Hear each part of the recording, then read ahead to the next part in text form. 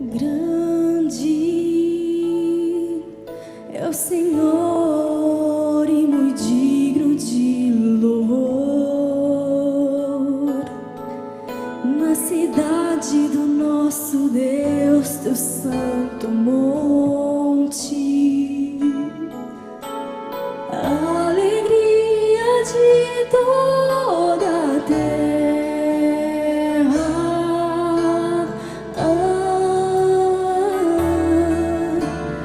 Grande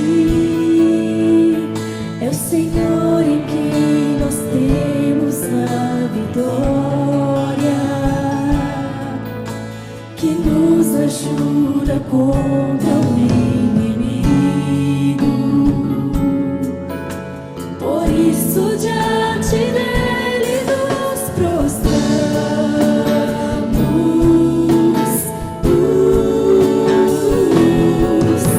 queremos o teu nome engrandecer e agradecer-te por tua obra em nossas vidas. Confiamos em teu infinito amor, pois só tu és o Deus eterno sobre toda a terra e céus.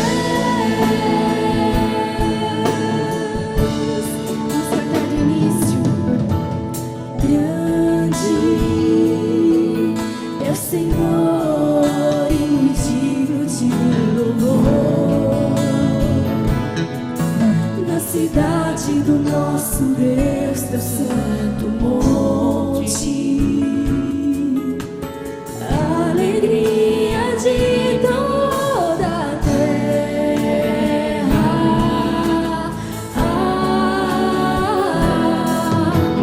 Grande é o Senhor em quem nós temos a vitória, que nos ajuda contra o inimigo. Por isso diante dele nos prostramos,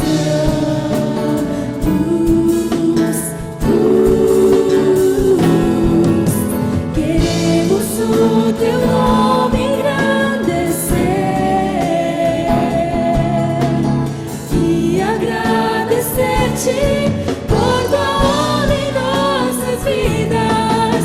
Confiamos em teu infinito amor,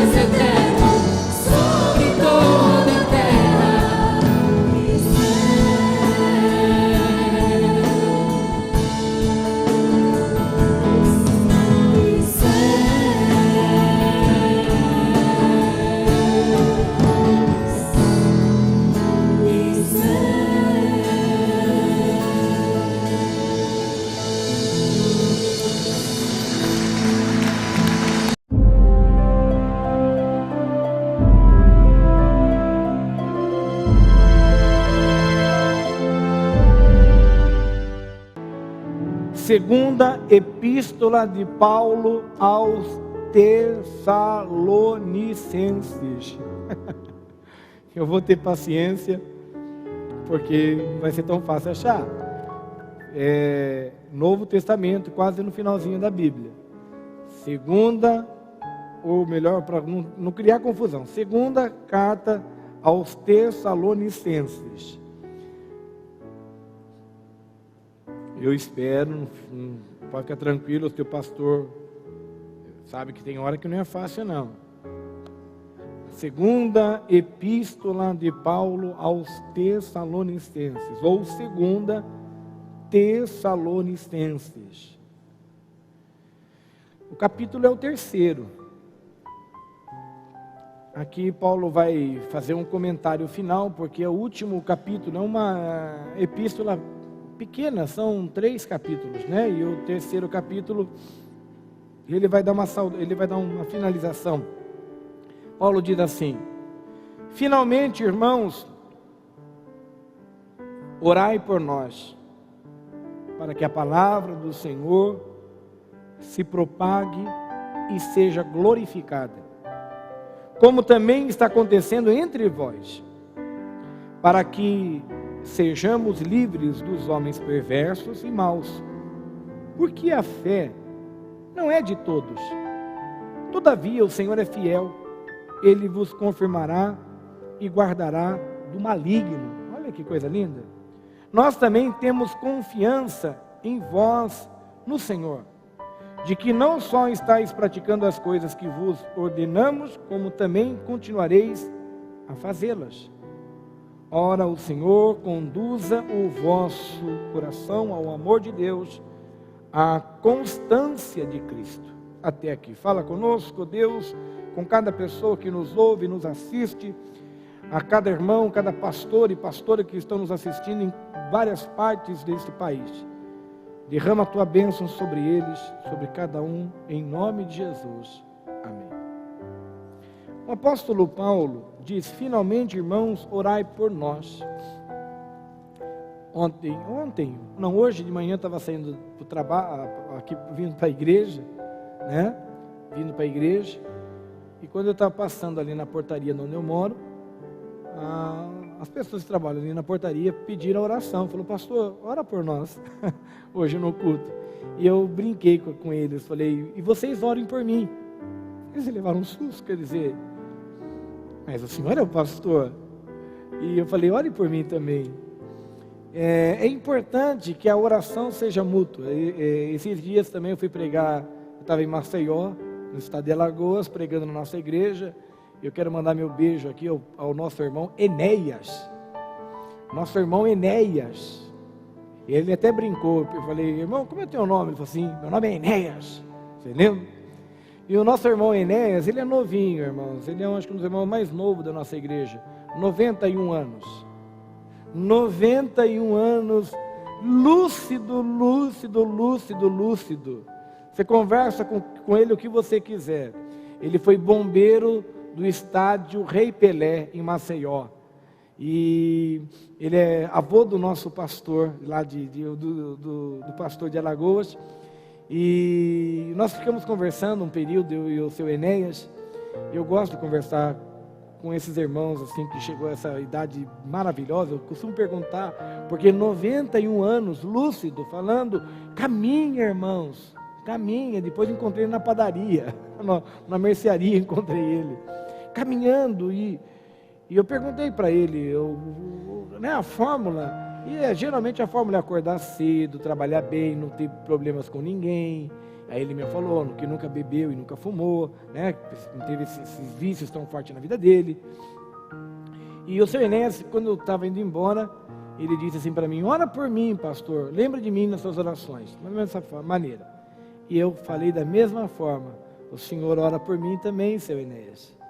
Ele olhou, falei: isso mesmo, a oração vindo do Senhor, um senhor de 91 anos, muito tem valor na nossa vida. Ora por mim, seu Enéas. Então, é importante a gente aprender a orar um pelos outros. Orar um pelos outros. Nas suas orações, coloque a vida do pastor, coloque a vida da família do pastor, coloque a igreja, os pastores, Porque tem momentos difíceis, irmãos. Tem momentos que a gente passa por lutas, por turbulências, por batalhas espirituais. Então, quando um ora pelo outro, a gente se fortalece. Eu estou orando por vocês. Quando eu de repente orando, Senhor, abençoa o povo da igreja, Senhor, abençoa os nossos irmãos. Então, quando você está orando, eu estou orando por vocês, a oração de vocês também está me fortalecendo. É isso que o Paulo está dizendo. Finalmente, irmãos, orai por nós. Orai por nós. Orai por nós para que a palavra do Senhor se propague e seja glorificada. Quando Paulo está dizendo orar por nós, orar pelos pregadores, para que a palavra de Deus seja propagada e glorificada. O que é se propagar a palavra de Deus? O que é se propagar a palavra? Irmãos, existem muitos lugares que a palavra de Deus tem dificuldade em chegar. Eu estava falando esses dias com um amigo, agora está na hora da gente formar alguns pastores bons, mas bons mesmo, que falem uns 2, 3 idiomas, que falem um bom inglês, que falem um bom italiano, que falem de repente um bom espanhol, que de repente falem um bom francês. Preparar uns 3 pastores, 4 pastores, um falando o inglês, todos eles em pelo menos falar o inglês. O inglês, um falar o francês, um falar o italiano. Sabe por quê? Para mandar para a Europa. Pastor, mandar pastores para a Europa, mas a Europa não precisa. A Europa, ela é o berço do cristianismo praticamente. Ela é o berço da igreja católica e o berço da igreja evangélica. Da Europa, de Roma, saiu a igreja católica. Da Alemanha saiu Martim Lutero, o reformista. Não estou entendendo por que mandar pastores para a Europa. Nós temos que mandar pastores para, de repente, para a África, para a Ásia. Não, para a Europa. Vou explicar por quê. Vejam a invasão que está ocorrendo na Europa, de refugiados saindo, principalmente ali da Síria, da Turquia, da Nigéria, indo em direção a países europeus, tentando se refugiar desses ataques e a loucura extremista religiosa que eles estão passando. Todos esses refugiados, 90% deles, a fé que eles têm é no Islã, é o islamismo. 90% eles estão fugindo da pobreza, da miséria, do extremismo religioso. Mas a maioria deles que estão se refugiando na Europa, 90% eles são da profissão de fé do Islã, o islamismo. São muçulmanos. Bem, eles dizem que o apogeu deles para a Europa, dizem que está chegando na Europa em torno de 30 mil refugiados por semana. Chegando semanas até 60 mil refugiados. Está uma loucura a Europa. Agora, acho que a Áustria, se não me falha a memória, está montando um muro de 175 quilômetros, para que ninguém invada o seu país. Está assim, eles estão com medo. A pergunta que eu faço, eles estão entrando. Que fé que eles têm? A fé no Islã. Nós não conseguimos evangelizar eles lá nos países deles. Difícil, porque o Islã se fecha, não se entra aqui. Mas quando eles entram em países livres, como o país da Europa, que você pode pregar de repente o Evangelho, falar do amor de Jesus para eles, olha o que Deus está dando oportunidade para nós, de nós pregarmos aos refugiados, e eles, se convertendo ao cristianismo, evangelizar os parentes que ainda continuam em seus países de origem. Eu estava pensando sobre isso. Quem são os pastores que nós vamos mandar de repente para a Itália, mandar de repente para a França, para que possam evangelizar? Qual o intuito nosso? Evangelizar os refugiados, pregar do amor de Cristo para eles, para que eles possam jogar sementes cristãs para os seus países. Por isso que Paulo está dizendo: finalmente, irmãos, orai por nós, para que a palavra do Senhor se propague. Se propague. Vocês sabem qual é o maior medo das religiões que não são cristãs? Por que os cristãos são tão combatidos pelo extremismo religioso? Pelo Islã? Por quê? Por que eles estão matando os cristãos? Que ameaça os cristãos têm? Nenhuma. O nosso grande líder Jesus Cristo nunca apregoou guerra. Pelo contrário, pregou amor.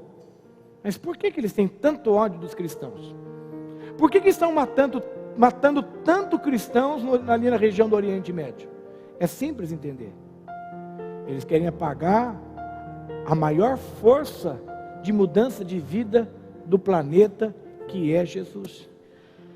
Porque no momento em que nós conhecemos essa palavra, no momento em que essa palavra chega até os países, essa palavra, ela é uma semente que germina rapidamente e que propaga o amor de Jesus Cristo. A China está vivendo um crescimento cristão impactante. A República da China deu uma abertura um pouquinho maior à religião, graças a Deus. Vocês sabem que a China ainda é considerada um país comunista. Eles têm ali algumas regras que não se ferem. Um exemplo, na China, se me falha a memória, para você falar de qualquer religião, tem que ser depois dos 18 anos de idade. Você não pode levar uma Bíblia na escola. Você não pode pregar para adolescentes, para jovens. Você não pode com menos de 18 anos. Você corre o risco de ser preso. Quantos missionários foram presos porque de repente estavam com a Bíblia, pregando para quem não devia? Não poderia naquele perfil deles pregar o evangelho para eles. A China está vivendo algo impactante do crescimento do cristianismo. Então o cristianismo, quando ele é pregado de uma forma pura e genuína, como Paulo está dizendo, ela se propaga. O cristianismo é uma semente linda que se propaga. Por isso que Paulo está dizendo: finalmente, irmãos, orai por nós.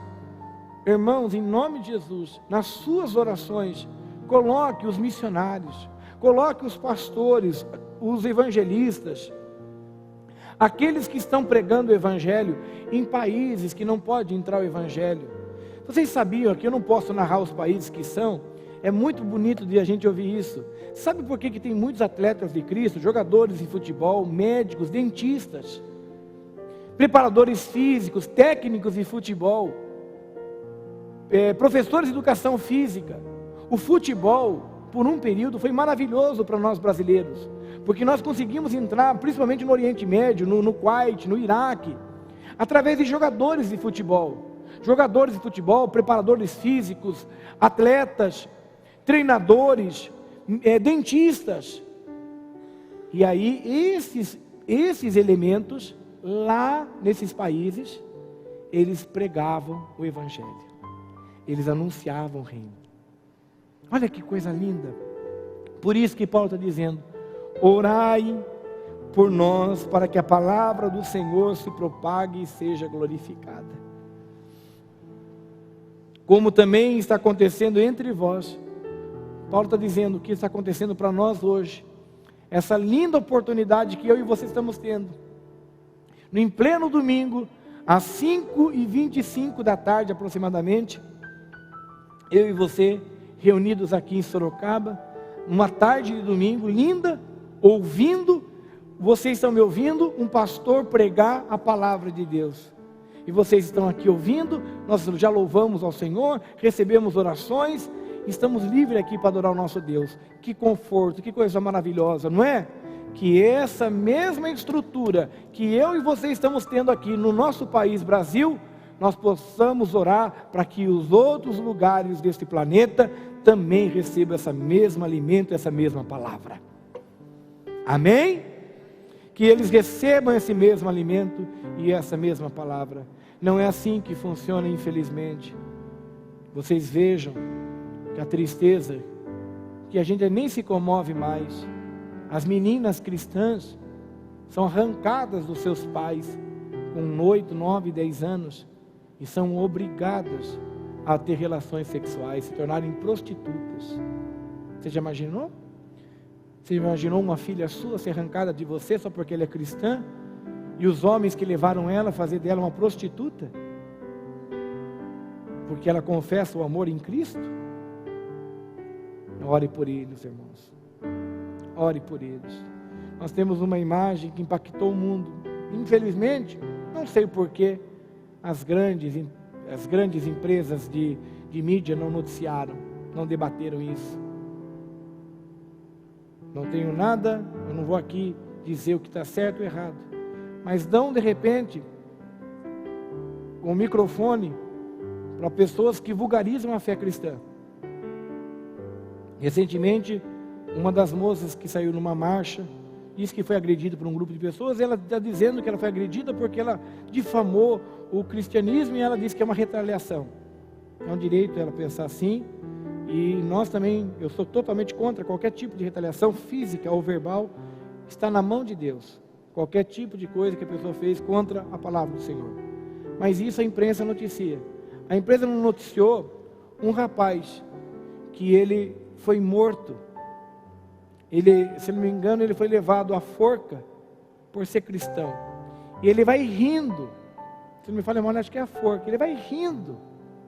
Rindo, não é que ele está rindo, zombando, ele vai rindo, porque ele está sentindo a presença de Jesus, e ele vai falando isso. E aquelas pessoas que querem matar ele ficam mais iradas ainda. E ele foi morto, ele foi enforcado, levaram, sabe, olha como eles são cruéis, levaram a família dele para assistir ele ser enforcado. Levaram a família, os pais, os familiares, para que vissem ele ser enforcado. E por que ele está sendo morto? Porque ele é cristão. E ele vai rindo. E quando ele chega para ser enforcado, ele diz para os familiares, para todos que ali estão: não abandone a fé em Jesus. Meu Deus, que fé desse moço. Vamos orar.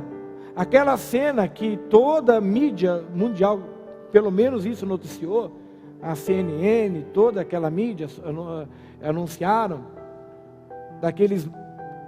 daqueles cristãos ajoelhados de laranja, eles estavam com roupa laranja, ajoelhado, e um rapaz todo de preto, ele começa a falar contra o povo cristão, e depois eles vão e passam o facão no pescoço. Foram entrevistar a mãe de 2 daqueles moços que estavam ali. Entrevistaram a família. E ali os pais, eles comentam dizendo: eu estou em paz, porque se meus filhos voltassem, eles fariam tudo isso de novo, pela fé que eles tinham. Então o que compete a mim e a você? Orar por essas pessoas. Orar para que Deus possa dar fé a esses nossos irmãos que estão lá na Síria, na Turquia, que estão no Irã, que estão nos países de um extremismo religioso tremendo, na Nigéria. A Nigéria é um problema seríssimo, porque nós temos uma igreja forte cristã na Nigéria contra uma igreja forte do islamismo. Orar por essas igrejas, orar pelos nossos líderes, para que Deus possa abençoá-los. É isso que Paulo está dizendo. Finalmente, irmãos, ore por nós, para que a palavra do Senhor se propague e seja glorificada, como também está acontecendo entre vós, para que sejamos livres dos homens perversos e maus. Olha o que ele diz: para que sejamos livres dos homens perversos e maus, porque a fé não é de todos. A fé não é de todo mundo. Tem gente que não tem fé nenhuma, não crê em nada, ou crê no dinheiro, crê no poder, crê nas armas, crê no ódio,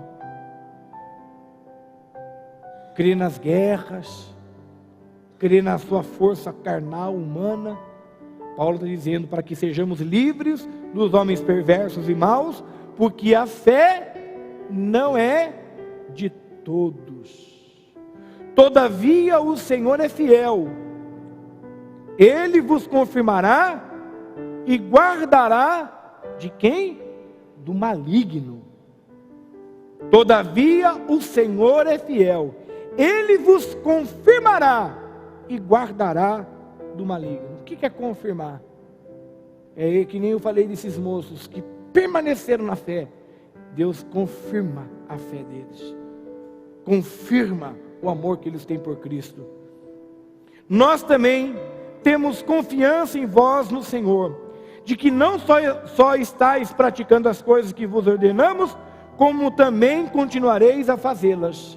Olha o que Paulo está dizendo, que nós não podemos parar, nós não podemos desistir, nós não podemos afrouxar, nós não podemos amolecer. Nós devemos continuar nessa fé, nós devemos continuar nessa pegada com Deus, com Jesus, cada dia mais firme na rocha, firme com o Senhor, cada dia mais firme na casa de Deus, não se amolecer, não se afrouxar, não deixar que as coisas mundanas e carnais fiquem assim impregnando em nós, não achar que tudo é normal nesse mundo, não achar que de repente, isso é normal, o pessoal lá é normal isso, eu fiquei sabendo lá que o fulano é normal. Não se afrouxem da fé. Ora, o Senhor conduza o vosso coração ao amor de Deus. O Senhor Jesus conduza o vosso coração ao amor de Deus. Que o Senhor Jesus conduza, que o Senhor conduza o meu coração ao amor de Deus. Não amor da carne, não amor a esse mundo, não amor dos homens, não amor que o mundo hoje está tendo. Olha, irmãos, tem coisas que Deus permite que ocorram. Ninguém está feliz com essa crise econômica que um país nosso está passando. Ninguém está. Ninguém está feliz com a crise econômica ou a crise política que esse país está atravessando. Nós estamos tristes de ver tudo isso ocorrendo em nosso país. Mas nós não podemos negar que a crise econômica, a crise política fez com que o brasileiro despertasse um pouco mais. Nós estamos vivendo que nem Alice nos Países das Maravilhas. Nós estamos vivendo que nem a Dorothy no Mágico de Oz, vivendo ilusões. O brasileiro só comprando, gastando, mesmo com todos esses juros altos, toda essa inflação, todos os problemas que nós temos, maiores taxas do mundo está aqui nesse país, e compra carro, e compra isso, compra aquilo, e viaja, vai para cá, vai para lá. Se tornamos carnais e se afastamos de Deus, se afastamos do Senhor Jesus. Começamos a comprar isso, comprar roupa. Nós nunca usamos tantas roupas boas como usamos ultimamente. Muitas vezes nós não demos valor ao que aconteceu, porque se tornou tão costumeiro a gente ter prosperidade, não foi? Nós não podemos negar, irmãos, nós não podemos negar que o brasileiro comprou tanto carro como se comprou esses últimos tempos. Ninguém pode negar isso. Pode ver, o carro que nós temos hoje dá de 10-0 do carro que nossos pais tiveram. Não estou falando em termos de período de ano, não. Mas no ano que os nossos pais viveram, os carros que nós temos hoje, o carro, seu pai teve um carro, demorou para ter um carro, e olha lá, quando teve pai que nunca teve um carro. Você hoje tem 2, 3, 4 carros na garagem. Tem pessoas que moram só 2 pessoas, tem 4 carros na garagem. Eu conheço pessoas assim, que de repente moram 2, 3 pessoas na casa, tem 3, 4, 5 carros na garagem, 2, 3 motos, não sei quantas bicicletas, não sei quanto skate. Pode ver. Nunca o brasileiro andou tanto de avião como se andou agora. É verdade, uma frase que um ex-presidente usou, eu achei, tira o chapéu, e ele falou a verdade, isso ninguém pode negar. Os nossos aeroportos se tornaram em rodoviárias, isso ninguém pode negar. Quem convive um pouco em aeroporto sabe disso. Os nossos aeroportos se tornaram em rodoviárias. Hoje o brasileiro anda muito de avião. Hoje, quando qualquer pessoa que mora no Nordeste vai visitar a família lá, não se fala mais pegar um ônibus e ficar 3 dias dentro do ônibus. Pega um avião aqui em Campinas, em São Paulo, 3 horas, você está lá na sua terra. Nós sabemos disso. Isso é um fato que ninguém pode negar. Ninguém pode negar que o brasileiro está fazendo tanta faculdade como agora. Não há tanta gente tirando diploma de ensino superior como nós estamos vivendo hoje. Isso ninguém pode negar. Por que eu estou dizendo isso? Porque a crise veio para acordar nós. A crise veio para tirar nós do Alice do País das Maravilhas ou do Mágico de Oz. Achar que tudo eu posso, tudo eu consigo. Viajar para o exterior, para muitos, tornou uma febre. Nunca se viajou tanto para o exterior como o Brasil viajou nesses últimos 7, 8 anos. Nunca, irmãos. O máximo quando a gente viajava para o exterior, vamos ser sinceros, era a Argentina. Quando alguém ia para a Argentina, em Buenos Aires, o cara era o rei da cocada preta. Para onde que ele vai? Ele vai para Buenos Aires, para a Argentina. Meu Deus! As nossas viagens há 15 anos atrás era, vamos lá? Praia Grande, Peruíbe, Ilha Comprida, Mongaguá então, pelo amor de Deus. Quem nunca comeu pastel do japonês lá no Mongaguá e comeu comprar bananinha para vir embora? Eram as nossas viagens, Mongaguá, aqui na região, você ia no Aleixo, você ia no Mapol, isso era a realidade brasileira. Viajar por Nordeste há 20 anos atrás, pelo amor de Jesus. Aonde que é a lua de mel que você vai? Eu vou passar a lua de mel em Fortaleza. Meu Deus, o cara tem, hein? Era ou não era? Onde que foi a lua de mel? Para muitos, Praia Grande. Praia Grande. A lua de mel, sei lá, na Praia Grande, ó. Praia Grande. Campos do Jordão. Hoje não. Hoje quando fala, lua de mel Cancún, é lua de mel em alguma ilha. Então muitas coisas mudaram. Então tem hora que esse ajuste econômico que o Brasil está passando é importante para cair a realidade nossa. Esses dias eu vi um economista falar algo profundo. Ele falou, o dólar chegou à cotação real que é dele. O dólar chegou à cotação real, a cotação que todos os lugares do mundo praticamente estão vivendo. O Brasil está vivendo um momento de Alice dos Países Maravilhas.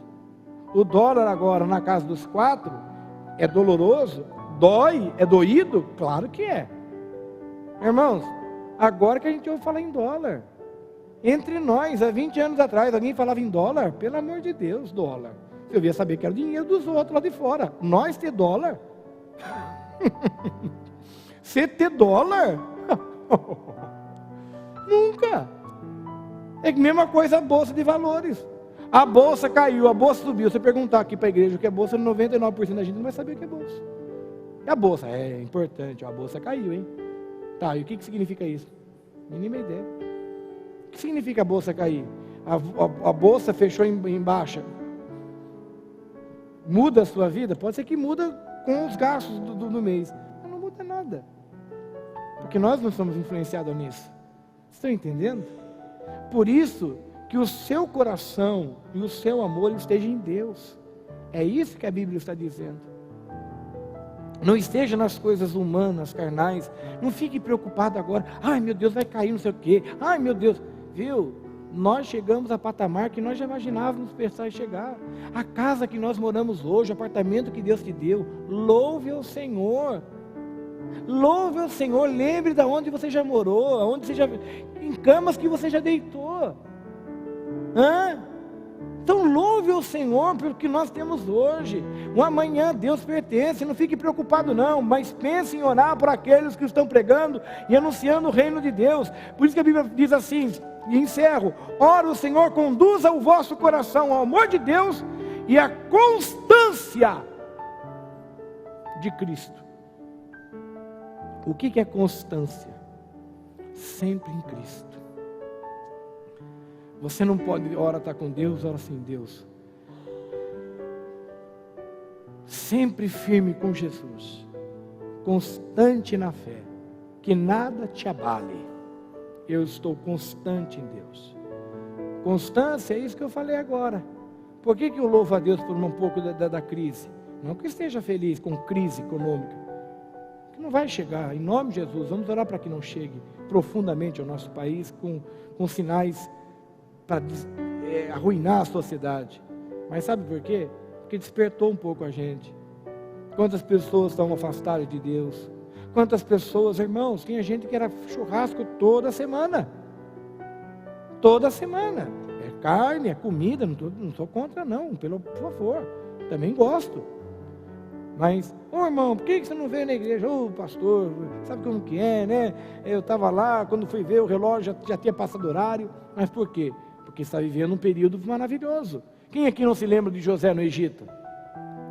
O José no Egito, quando o faraó teve o sonho e sonhou com 7 vacas gordas, bonitas, saindo do rio Nilo, aí daqui a pouco vem 7 magras magras, raquíticas, e comem as gordas. Ele ficou louco, ele falou assim, o que é esse sonho? Aí José vem e fala para ele, o faraó, 7 anos, vai ter muita fartura no Egito. Vocês vão ganhar muito, tudo que vocês produzirem vai ser com fartura. O Egito vai viver um momento de muito auge econômico. Ah, é? O faraó gostou da ideia. Que bom! E os 7 anos depois? Os 7 anos depois vai ser muita escassez. Vai ser tanta desgraça no Egito que vocês vão até esquecer os 7 anos de prosperidade. O faraó disse, o que eu faço? O que o Senhor faz? Não esbanje muito nos 7 anos. Pegue o necessário e o restante nós guardamos. Para que quando vier o período dos 7 anos das vacas magras, a escassez, o Egito tenha guardado para poder passar por essa fase. Irmãos, eu vou dar um exemplo de um país que é considerado o país com o maior número de cristãos evangélicos do mundo, Estados Unidos da América. O primeiro país com o maior número de evangélicos do mundo é os Estados Unidos. O segundo, em números, né, é a China, e o terceiro é o Brasil.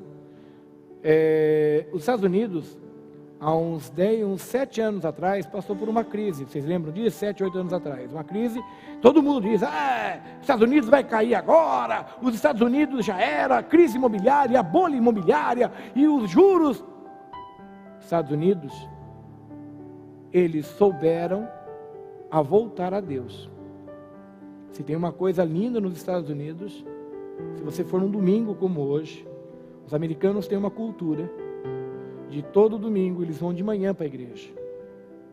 Acho que alguns filmes que nós já assistimos, conforme a cidade, quanto menor ainda, eles fazem até piquenique.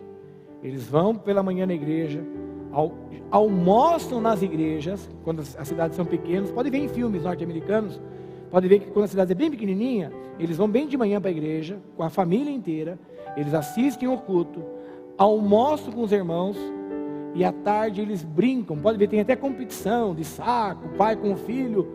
É o momento da família. E os Estados Unidos estavam perdendo isso. Os Estados Unidos estavam se tornando materialista. E hoje eles voltaram. A crise, existem momentos que ela não é para o nosso mal, mas é para o nosso bem. É para nos acordar. É para a gente rever quem nós somos. Porque tem hora que a gente só sabe se lamentar, criticar, falar mal desse, daquele, porque todo mundo é corrupto, tem que ir para a cadeia, vamos tirar, tá bom, vamos tirar, vai por quem? Não estou dizendo que eu sou a favor ou contra isso, isso é um lado que tem que ser julgado. Vai por quem? Quem você acha que tem as mãos limpas ali? Quem acha que você acha que tem mãos limpas? Que posso dizer, eu tenho mãos limpas para governar esse país. Que partido, hoje nós podemos dizer, olha, esse partido A, B, C, D, F tem mãos limpas. Pode ser que um ou outro pode ocorrer uma mão limpa.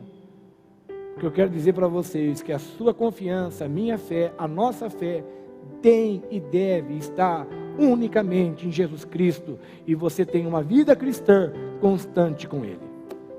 Se coloque em pé, por favor.